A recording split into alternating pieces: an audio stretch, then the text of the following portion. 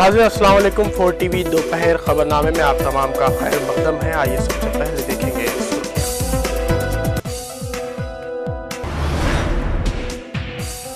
मैदान अरफात में दुनिया का सबसे बड़ा इज्तिमा। 25 लाख मुसलमान वकूफ अरफात के लिए मीना से मैदान अरफात पहुंच गए। रूह परवर मनाजिर।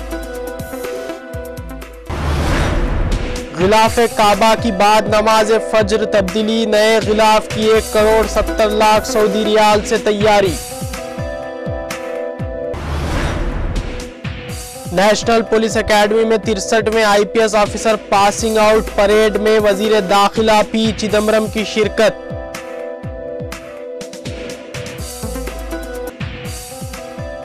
कोमट रेड्डी वेंकट रेड्डी की भूख हड़ताल 5वें दिन में दाखिल। साबिक वजीर की सेहत मुतासिर। ओबालापुरम कानकनी की मंजूरी तेलुगु देशम हुकूमत में नहीं दी गई। YS जगन पर चंद्रबाबू नायडू बरहम।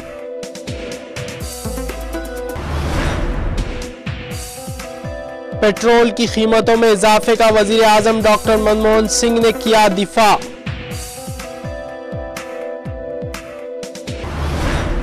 शाम में शहरियों पर फौज का क्रैकडाउन जारी। 20 अफराद हलाक।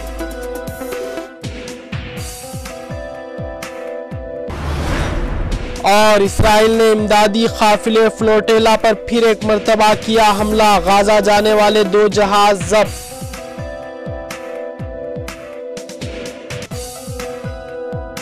और अब पेश है खबरों की तफसील। दुनिया भर से आए हुए तकरीबन 25 लाख मुसलमान मैदान अरफात में जमा हो रहे हैं, जहां वो आज हज के सबसे अहम रुकन वकूफ अरफात की अदायगी के बाद हज की सादत से मुशर्रफ हो जाएंगे। सूरज गुरूब होने के बाद हाजी मुजदलिफा रवाना हो जाएंगे, जहां वो मगरिब और इशा की नमाजें एक साथ अदा करेंगे। फिर रमी जमार के लिए हाजी मुजदलिफा में कंकरियां जमा करेंगे। 10 जिलहज्जा को हाजी मुजदलिफा से मना आएंगे, जहां वो शैतान को कंकरियां मारने के बाद जानवर की कुर्बानी देंगे और सर मुंडवा कर या बाल कटवा कर हाजी अपने एहराम खोल देंगे। खबर नज़ीर दुनिया भर से आए हुए लाखों आज़मीन हज मनासिक हज के पहले मरहले में मक्का मुकर्रमा से तवाफ़ व सई के बाद खैमों के शहर मना पहुँचे, जहाँ उन्होंने रात इबादत व तौबा इस्तग़फ़ार में गुजारी। फिर वो 9 ज़िलहज्जा बरोज़ हफ्ता नमाज फ़जर के बाद हज के सबसे अहम और रुकन आज़म की अदायगी के लिए मैदान अरफात रवाना हुए, जहां वो मस्जिद निमरा और अपने अपने खैमों में नमाज ज़ोहर और नमाज असर खसर के साथ अदा करने के बाद खुतबा हज सुनेंगे। आला हज इख्तियारी कमेटी के चेयरमैन वली अहद शहजादा नायब बिन अब्दुल अजीज़, निगरान उमूर हज और गवर्नर मक्का मुकर्रमा शहजादा खालिद अल फैसल ने खादिम हरमैन शरीफैन की हिदायत की रोशनी में हुज्जाज को सहूलतें पहुँचाने के आला इंतजामात किए हैं, जिसमें ट्रैफिक को रवां रखने के खुसूसी मनसूबे का निफाज। महकमा शहरी दिफा की जानिब से हुज्जाज की आमद रफ्त को हेलीकॉप्टर के जरिए 24 घंटे मॉनिटरिंग, इजाफी स्कॉट्स की खिदमात, तिबी मराकिज़, बैतुल खला, पीने के पानी की सहूलतें, इमरजेंसी सहूलतें, बिजली की फराहमी, खुसूसी हज फोर्सेस की तैनाती को यकीनी बनाया गया है ताकि हुज्जाज कराम आराम व राहत के साथ मनासिक हज अदा कर सके।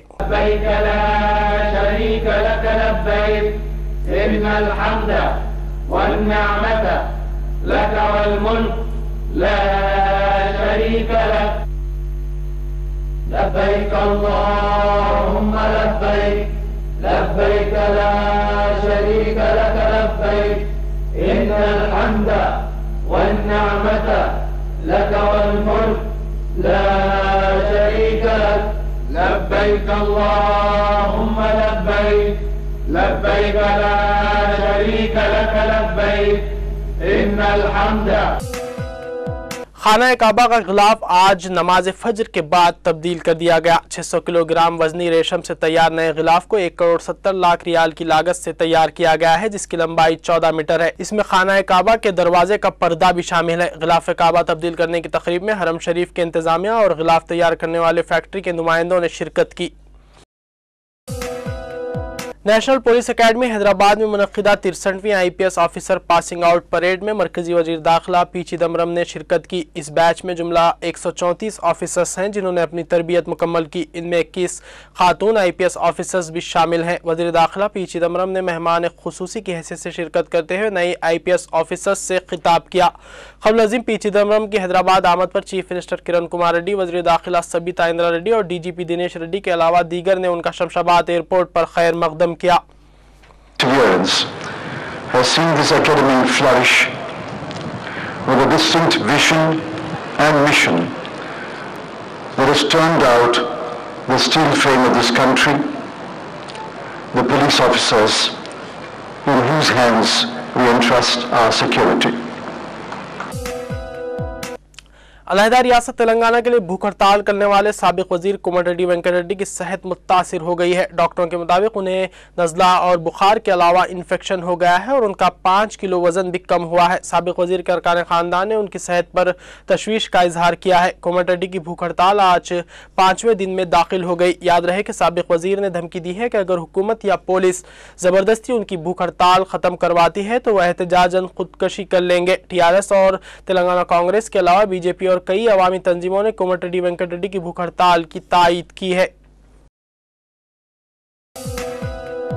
صدر تلگو دیشم اور سابق chief minister N Chandra Babu Naidu نے اس بات کی سخت الفاظ میں تردید کی ہے کہ ان کی حکومت نے کرناٹک کے سابق وزیر گالی جناردن ریڈی کو اوبالاپورم کانکنی کی منظوری دی تھی۔ کسانوں کے مسئلے پر یاترا کرنے والے صدر تلگو دیشم نے کرنول میں ایک جلسے سے خطاب کرتے ہوئے یہ بات کہی۔ انہوں نے کڑپا کے MP YS جگن موہن ریڈی پر شدید تنقید کرتے ہوئے کہا کہ وہ یہ افواہیں پھیلا رہے ہیں کہ تلگو دیشم حکومت میں OMC معاہدہ کیا گیا۔ چندرا بابو نائیڈو نے کہا کہ 2004 سے پہلے YS راجشیکھر ریڈی کے پاس کچھ نہیں تھا، لیکن جیسے ہی وہ چیف منسٹر بن گئے ان کے پاس کروڑوں روپے آ گئے اور ان کے بیٹے نے کئی فرضی کمپنیوں میں اس رقم کی سرمایہ کاری کی۔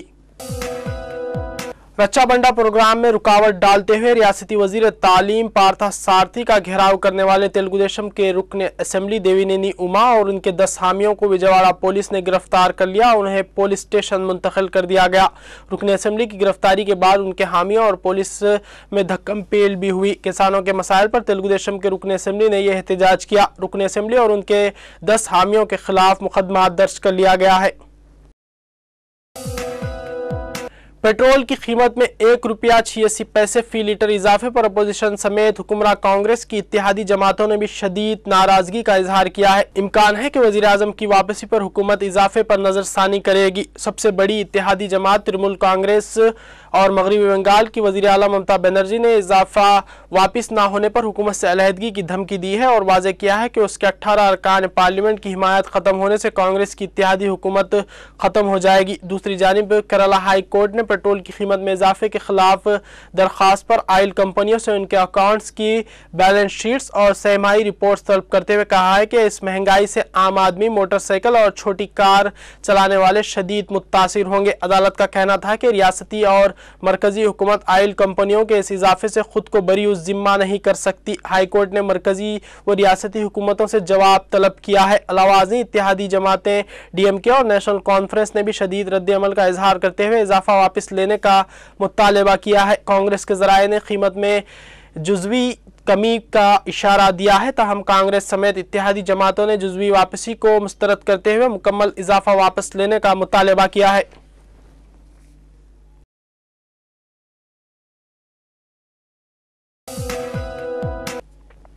ادھر وزیر اعظم ڈاکٹر منموہن سنگھ نے پیٹرول کی قیمت میں اضافے کا دفاع کیا ہے۔ فرانس میں G20 ممالک کے اجلاس میں شرکت کے لیے گئے ہوئے وزیر اعظم نے پریس کانفرنس کے دوران اخباری نمائندوں کی جانب سے پوچھے گئے سوال کا جواب دیتے ہوئے کہا کہ پیٹرول کی قیمت میں اضافہ ناگزیر ہو گیا تھا، اس لیے آئل کمپنیوں نے اس میں اضافہ کیا۔ دوسری جانب مرکزی وزیر فائنانس پرنب مکھرجی نے کہا ہے کہ تیل کی قیمتوں میں اضافے سے مرکزی حکومت کا کوئی تعلق نہیں ہے، کیونکہ قیمتوں میں اضافے کا اختیار اب حکومت کے پاس نہیں بلکہ آئل کمپنیوں کے پاس ہے۔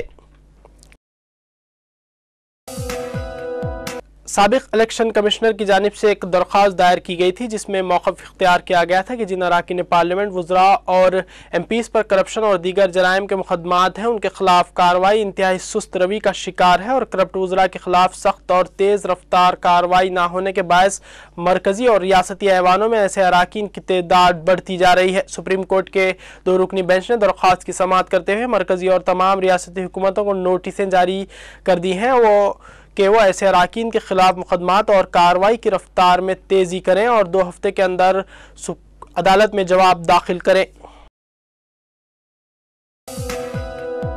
شام میں جمعے کو بھی صدر بشار الاسد کے خلاف مظاہروں کا سلسلہ جاری رہا اور حکومتی کریک ڈاؤن میں کم از کم 20 افراد ہلاک ہو گئے۔ ہومس شہر میں شامی فوج کے ٹینک گشت کرتے رہے جہاں کم از کم 6 شہریوں کو ہلاک کیا گیا۔ دیگر ہلاکتیں ہما، کناکر اور اردن کی سرحد کے قریب واقع علاقے میں ہوئی۔ امریکہ اور فرانس نے شام کو شہریوں کے خلاف کریک ڈاؤن کرنے پر پھر ایک بار تنقید کا نشانہ بنایا ہے۔ فرانس نے کہا ہے کہ شام عرب لیگ کے ساتھ کیے گئے اپنے معاہدے کی خلاف ورزی کر رہا ہے۔ ادھر اقوام متحدہ کی انسانی حقوق کونسل کے اراکین نے کہا ہے کہ وہ شام میں انسانی حقوق کی خلاف ورزیوں کو سامنے لانا چاہتے ہیں۔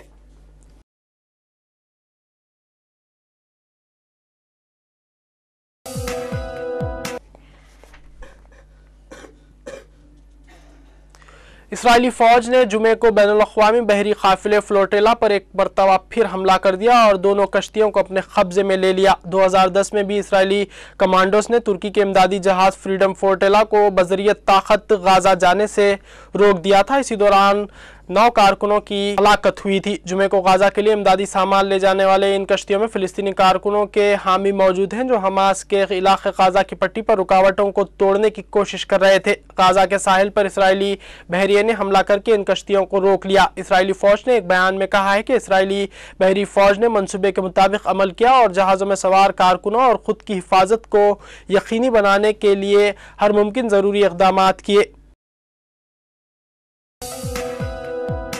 یونان کے وزیر اعظم جارج پاپانڈریو نے اپنی جماعت کے بعض اراکین کی بغاوت کے باوجود پارلیمنٹ سے اعتماد کا ووٹ حاصل کرنے میں کامیاب ہو گئے ہیں۔ یونانی پارلیمان کے کل 298 اراکین میں سے 153 نے ان پر اعتماد کا اظہار کیا۔ رائے شماری سے قبل پارلیمان میں اپنی تقریر کے دوران جارج پاپانڈریو نے کہا کہ وہ قومی اتفاق رائے کی حکومت بنانے کے لیے تیار ہے۔ ادھر یونان کی کمیونسٹ پارٹی کے کئی ہزار اراکین نے حکومتی پالیسیوں کے خلاف پارلیمنٹ کی عمارت کے سامنے مظاہرہ کیا۔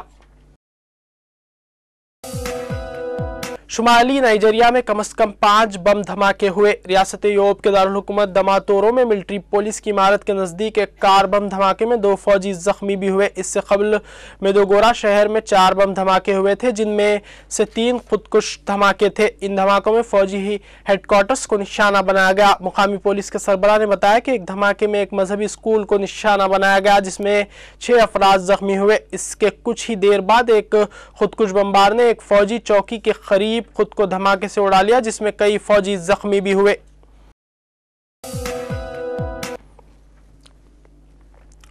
وسطی چین میں گزشتہ روز ایک کان میں پھنس جانے والے مزید 42 ورکرز کو باہر نکال لیا گیا ہے۔ ہنان صوبے میں کان کے حادثے میں پھنسے ہوئے افراد کو 36 گھنٹے بعد باہر نکالا گیا۔ اس حادثے میں 8 ورکرز ہلاک جبکہ 3 لاپتہ ہیں۔